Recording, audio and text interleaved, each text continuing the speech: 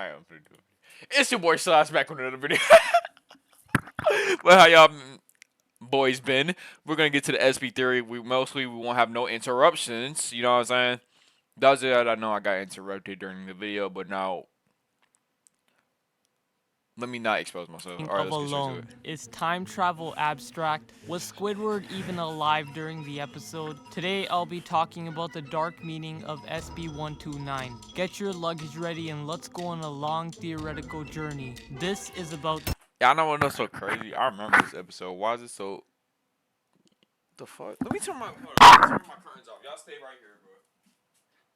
That shit gonna creep me out. That shit gonna creep me up. Huh? time, purgatory, and reality. This is the Sb-129 theory. I have been watching Spongebob for quite a while now, and it's been, what, 22 years since Nickelodeon released the first episode? I have been watching a lot of SpongeBob SquarePants. Out of most of the episodes, there are a handful of episodes that leave the audience with a question. Yeah, with a I question. have had that experience ever since I watched the episode Bro, SB. one question they need to do with the SpongeBob Theory episode is with Mr. Krabs with the painting. I always want to know about that dollar painting. Y'all know what episode I'm talking about. 129. Unlike the Everybody know other what episode I'm SpongeBob talking about. episodes, this particular episode contains a concept that many movies and cartoons covered: time travel. Unlike normal movies and TV shows where the characters simply just travel to a different time period, SpongeBob SquarePants made it way too exciting, and it's kind of fascinating how 11 minutes of a SpongeBob SquarePants episode can cover a variety of experiences that each of the characters go through. But this episode addresses that the SpongeBob world uses time travel to portray death and loneliness to a point where life seems abstract. But if Squidward was dead in the episode, what was the clarinet used for? After all, it served no purpose Yeah, other hold than up. being What was the clarinet used for, y'all? Y'all tell me what y'all know. prized Which possession. I know. Believe it or not, but this episode is ranked the scariest SpongeBob SquarePants That's not episodes the ever. bro. The scariest SpongeBob episode was with the scariest SpongeBob episode was the bully. Not the dude that looks like a triangle. He kind of one side inside. I'm talking about the one that was like bullying the dude and kept punching on him like this. That's what I'm talking Made, and about. I can understand why, since it leaves the audience with a spooky feeling and messed up childhood. If you have ever seen the alone scene within the episode, you know what I'm talking about. Time to ruin your childhood and mine, cause we're all in this together. Let's dive deep into this theory. To start off the theory, don't you think the title card is a little different from every other SpongeBob title card? If you don't know what I'm talking about, then take a look at this. Instead of the usual Hawaiian opening cards, the designers chose a space theme card with chrome font. Not to mention the narrator read the title, which has never happened before, and listen to the way he said SB-129 in a dead tone. Sb-129.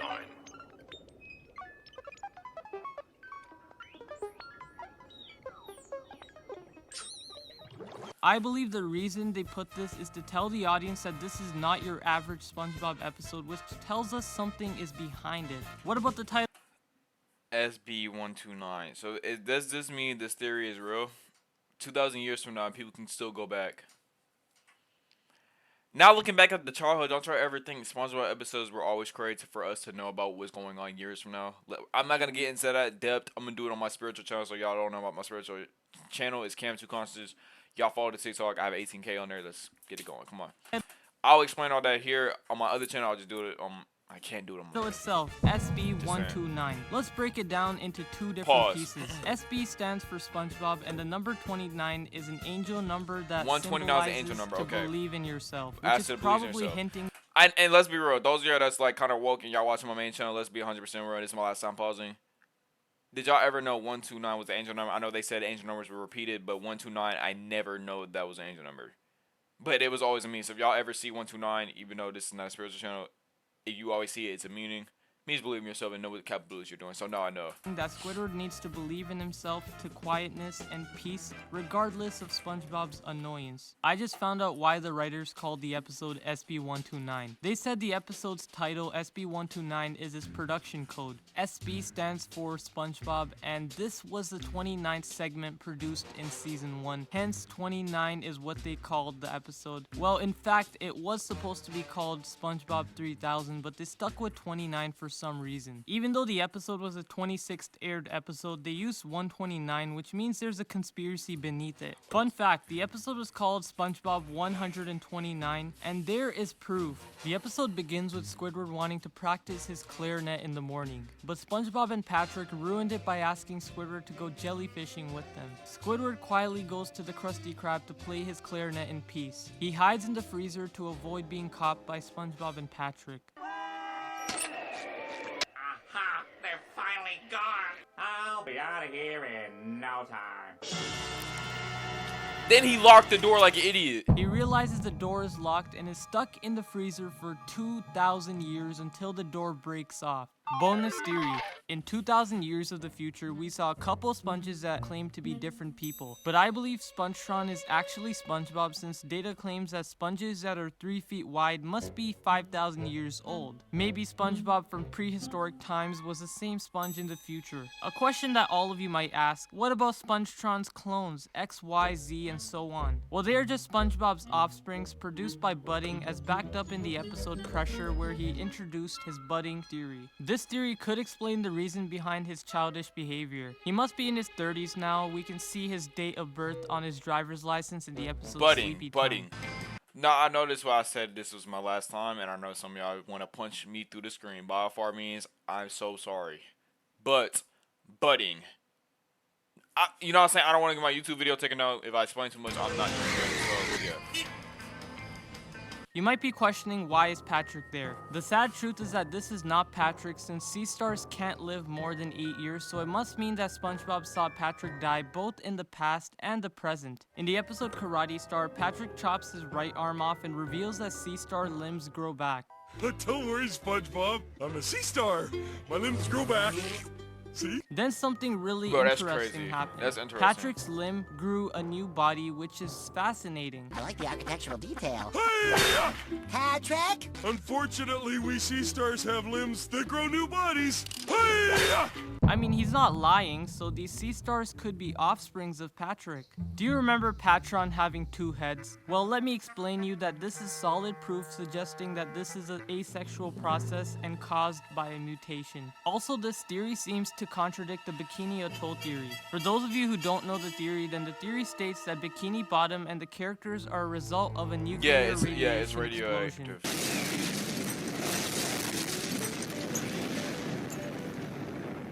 The US tests nukes on small islands in the Pacific called Bikini Atoll. This radiation allowed primal fish in Bikini Bottom to evolve, giving them an ability to talk and act different. If SpongeBob and Patrick from the prehistoric times were able to talk, then this means the Bikini Atoll theory is false. This is a smoking bullet to disprove the Bikini Atoll theory. Okay, back to Sb-129 theory. Squidward meets Spongetron, who greets him in the future. Greetings, Primitive. SpongeBob, is that you? SpongeBob? No! I am Spongetron. Welcome to the future. What? Welcome to the future. Squidward finally realizes that he is in the future. He questions a chrome color, but gets skeptical and then suddenly believes it. He's lying!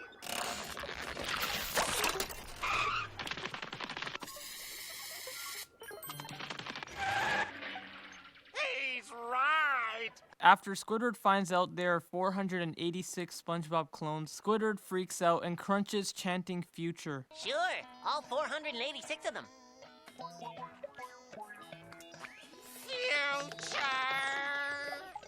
Future! That's what I'm saying. Why is he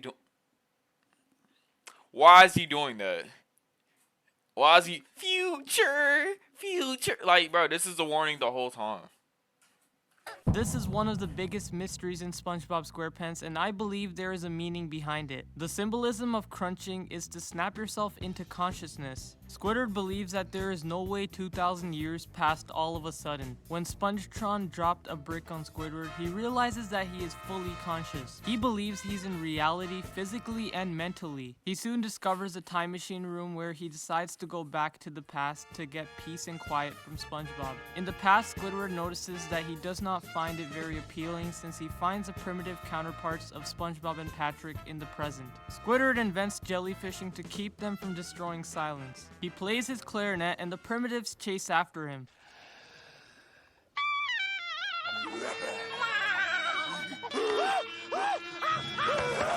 You know what's so crazy? His clarinet sucks then. Like, he sucked, bro. What is going on with my screen?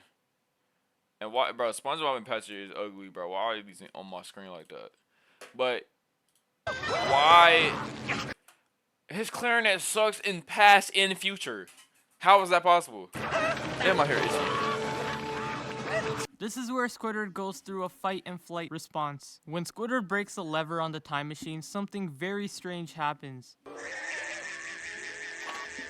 Oh, yeah. The time machine malfunctions where it flies through a time rip. It starts to flatten down, cycling through a color spectrum and utterly disappears, transporting Squidward to a white into screen. An empty white space called Yep. nowhere. You might I think remember Squidward this. came back with the time machine, but it doesn't seem like that. How would Squidward survive being flattened with the time machine and be outside the time machine? The writers sneaked Squidward's death in the episode without your conscious mind sensing it. The Squidward in nowhere is probably the soul of Squidward. This place seems way Oh, so he he died in another reality, but he y'all let me know what the word is in abstract to be comments. reality. Squidward calmly says alone, and random voices keep saying alone, which scares him shitless. Anxiety, yeah.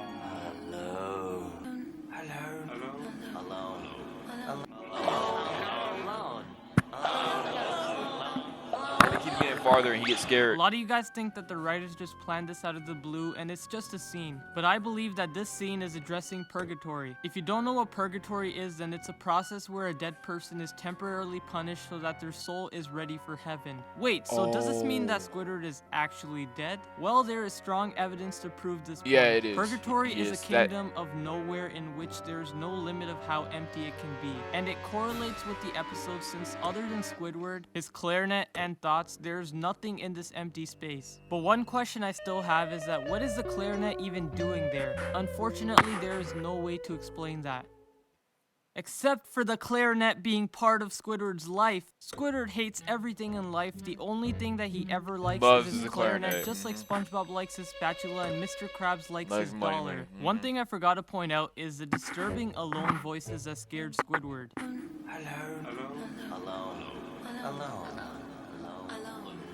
I remember watching believe this those show. are the voices of other people who episode. also wanted to escape from their neighbors and died. Maybe those colorful looking squares are fragments of fish spirits who lost their lives in nowhere. True. Thankfully, Squidward falls through the floor to reach the time machine where he happily appears in the present moment where he actually exists.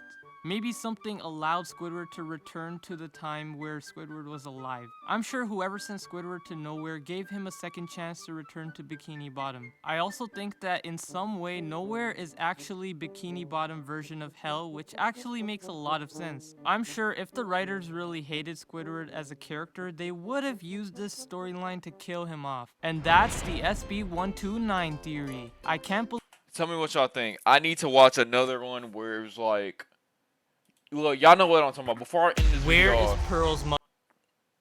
I need to watch Where Is Pearl's Mother. That profile picture he has a Squidward is so creepy.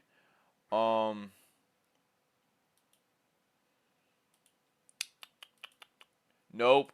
I'm not finna get copyrighted. Nope. So look, this is what I was gonna say.